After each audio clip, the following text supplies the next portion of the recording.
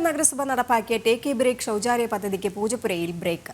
10 ലക്ഷം രൂപ മുടക്കി നിർമ്മിച്ച ശൗചാലയം നോക്കുകുത്തിയായി. 3 മാസത്തിലധികമായി പ്രവർത്തനം നിലച്ചതിൽ വ്യാപക പ്രതിഷേധമാണ് ഉയരുന്നത്. മേയർ രാഷ്ട്രീയ വിവേചനം കാട്ടുന്നുവെന്നും ആക്ഷേപം.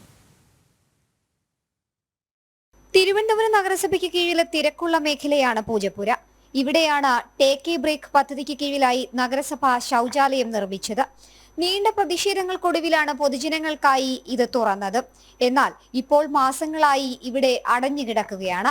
നൂറുകണക്കിന് ആളുകൾക്ക് പ്രയോജനമുള്ള ശൗചാലയമാണ് ഉപയോഗശൂന്യമായി ഇങ്ങനെ കിടക്കുന്നത്. പലയിടത്തും കാട് പിടിച്ചു. ഇടയ്ക്ക് നടത്തേണ്ട മെയിൻ്റെനൻസും നടന്നില്ല. മേയർ ഇത് കണ്ടില്ലെന്ന് നടിക്കുന്നുവെന്നും ആക്ഷേപമുണ്ട്. പലതവണ നഗരസഭയിൽ മേയർക്ക് ലെറ്റർ കൊടുത്തിട്ടും മേയർ കണ്ടില്ല എന്ന് ഭാവം നടിക്കുന്നത്. കാരണം മേയർ പോകുന്ന ഈ വശത്ത് ഡെയിലി 3-4 പ്രാവശ്യമാണ് മേയർ ഈ വഴി കൂടെ പോകുന്നത്. ഇങ്ങനെ പൊതുജനങ്ങളെ ദ്രോഹിക്കുന്ന മേയർ എന്തിനാണ്? കാരണം എന്തിനാണ് ഇങ്ങനെയുള്ള ഈ നാട്ടുകാരുടെ പൈസ, അല്ലെങ്കിൽ നഗരസഭയുടെ പൈസ, അല്ലെങ്കിൽ മറ്റേ ടാക്സ് പിരിഞ്ഞ പൈസ എന്തിനാണ് കളയുന്നത്?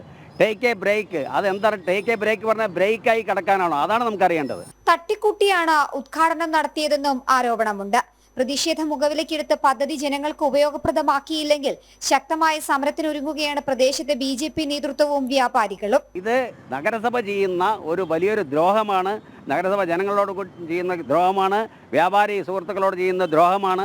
ഇത് എത്രയും പെട്ടെന്ന് തുറന്നു തരാനുള്ള നടപടികൾ നഗരസഭ ചെയ്യണം. അപ്പോൾ ഇതിനൊരു ശാശ്വത പരിഹാരം വേണം. ഇല്ലെങ്കിൽ ഭാരതീയ ജനതാ പാർട്ടി ശക്തമായ സമരപരിപാടിയായിട്ട് മുന്നോട്ട് പോകും. ഇവിടുത്തെ ബഹുജനങ്ങളെ ബഹുജന പ്രക്ഷോഭമായി വ്യാപാരി സുഹൃത്തുക്കളെ മുൻനിർത്തി, ജനങ്ങളെ മുൻനിർത്തി വലിയൊരു പ്രക്ഷോഭമായിട്ട് പോകും. റോഡ് ഉപരോധമൊക്കെയുള്ള പരിപാടിയെ മുന്നോട്ട് പോകും. നിരവധി പേർക്ക് പ്രയോജനമുണ്ടാകുന്ന പദ്ധതി ഉടൻ പുനരാരംഭിക്കണമെന്ന ആവശ്യവും ശക്തമാവുകയാണ്.